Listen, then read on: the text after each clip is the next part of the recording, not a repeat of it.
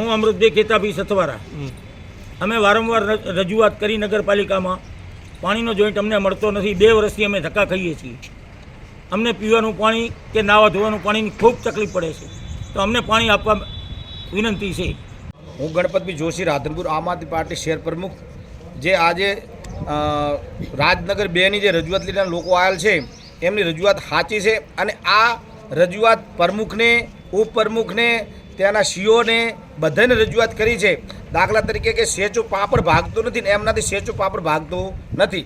નગરપાલિકાની જો ગટરો સાફ ના થતી હોય, વિસ્તારની કચરો ના લેવરાતો હોય, ટાઈમસર પાણી ના હલાતું હોય, તો આ લોકોથી સેચો પાપડ ભાગતો નથી। અને આ વિસ્તારના લોકોને હું તો જાગૃત કરવાનો કહું છું કે તમારા વિસ્તારનું કામ ના થાય ને તો દરેક લોકો જઈ નગરપાલિકા જઈને તમારી માગણી કરો અને તમારા કાયદેસર તમારા મત જે આપે છે એની ઉઘરાણ કરી અને તમારું કામ કરાવો। જો તમે લોકો જો નહીં જાગો ને તો આ નગરપાલિકા તમારે ઘર સુધી ગટરના પાણી પહોંચશે અને તમારે કંઈ પણ જવાનો રસ્તો નહીં રહે। એટલે દરેક લોકોની મારી મીડિયાના માધ્યમથી નમ્ર અપીલ છે, દરેક લોકો જાગો અને નગરપાલિકાના જે કામ બાકી છે તમે રજૂઆત કરો। ઢકે જો આ વિસ્તારના જે નગરપાલિકાને ટ્રિપલ એન્જિનની સરકારવાળાને જો ના થતું હોય તો રાજીનામું આપી દે કાયદેસર। એમનાથી કોઈ પણ કામ ના થતું હોય તો વિસ્તારના દરેક 1 થી 25 કોર્પોરેટરો રાજીનામું આપી દે। ખાલી જીતીને ચેર ઉપર બેવાથી કોઈ મહત્વ નથી, વિસ્તારના કામ કરવા પડે। અને આ કામ નથી કરતા તો આ વિસ્તારની જે પબ્લિક છે ને એ બિલકુલ બહાર નથી આવતી અને એનો શરમનો દુરુપયોગ કરી અને આ લોકો એનો ફાયદો ઉઠાવે છે।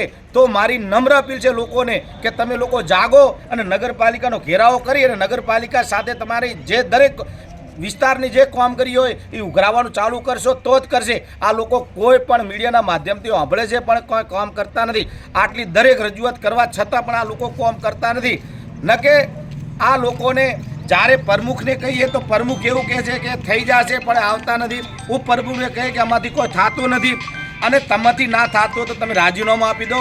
આ વિસ્તારને તો જે સરકારી ધોરણ જે ચાલતું ચાલશે પણ લોકોને કેમ હેરાન કરો છો? આ લોકોની પરિસ્થિતિને આજે રેડમછેડ જે જીવન થઈ ગયું છે, અત્યારે લોકોને પાણી પીવાના મળતા નથી। જો ચોમાસાની શિયાળાની અંદર જો અમારા વોર્ડ નંબર 7ની અંદર ગટર ઉભરાઈને રેડમછેડ હોય તો આ શું વિકાસ કરશે? તો ચોમાસામાં તો હેડેવું ક્યાંથી હશે? બરાબર। એટલે દરેક લોકોની મારી નમ્ર અપીલ છે તમે લોકો જાગી અને રજૂઆત નગરપાલિકામાં કરો। અને જે આ લોકો એમ કરે છે ને નળથી જલ, એ તો કાયદેસર ખોટી વાત છે। નળથી જળની નલે નથી, જલે નથી। આ ભાજપના શાસનમાં કોઈ ના હોય અને આ ભાજપ છે ને ખાલી વાયદાન વચન હોય, મુદ્દાની રાજનીતિ આ લોકો કરે છે। કોમની રાજનીતિ જો કરે ને તો વિસ્તારની કોમ પરિસ્થિતિ સુધરે, પણ આ તો રાજનીતિ જેવી મુદ્દાની યુસલ આવ્યો, હિન્દુ મુસલમાન આવ્યા, આવી રાજનીતિઓ કરે છે ને આ લોકોથી કોઈ થતું નથી। આવી રાજનીતિના લોકોને હિત માટે થોડા ઘણું લડો, ભલે તમે કમો ટકાવારી લો પણ લોકો માટે કોઈક ટકા કાઢો। આયા હતા રાધનપુર 7 નંબર વિસ્તારમાંથી, રાજનગર 2માંથી કે જે લોકોને પીવાનું પાણી એ 3 વર્ષથી વસવાટ કરે છે, પીવાનું પાણી એ લોકોને મળતું નથી। એ લોકોને પહેલાં નગરપાલિકામાંથી એવું કહેવામાં આવ્યું કે તમે લાઈન નાખો, અમે જોઈન્ટ આપી દઈશું। હવે આ લોકોએ પોતાના સ્વખર્ચે લાઈન નાખી છે તો અમને જોઈન્ટ મળ્યો નથી અને પાણી મળતું નથી। અત્યારે હાલે પોતે વેચાતું પાણી લઈ અને જીવન ગુજરાન ચલાવી રહ્યા છે। નગરપાલિકા ટેક્સ વેરો વસૂલી રહી છે તો એ ટેક્સ વેરો શાનો લઈ રહી છે આમની પાસે?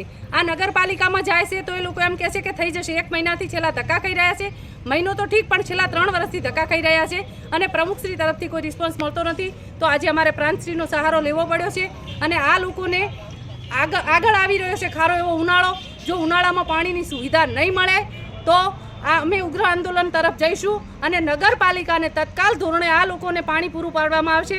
પાણી તો નથી મળતું પણ રસ્તાની સુવિધા નથી, સાથે સ્ટ્રીટ લાઇટોની સુવિધા નથી। અને રાધનપુર વિસ્તારમાં જ્યાં કે નાળા પાસેથી અંદર જાઓ તો સવારમાં 6 થી 7 ટેન્કર પાણી છાંટી અને જે ધૂળની ડમરીઓ ઉડે છે એને મટાડવામાં આવે છે અને આ લોકોને પાણી મળતું નથી।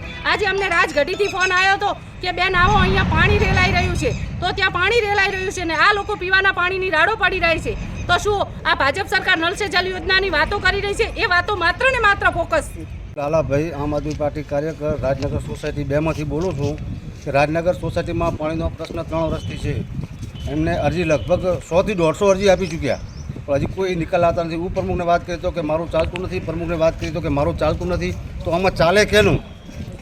બરાબર, એમને રજૂઆત કરી તો આજ અમે આવેદનપત્ર આપ્યું છે। જો આનાથી જો નિકાલ આવે તો બરાબર, ન કે અમે કાલે પાટણ જવા તૈયાર છીએ।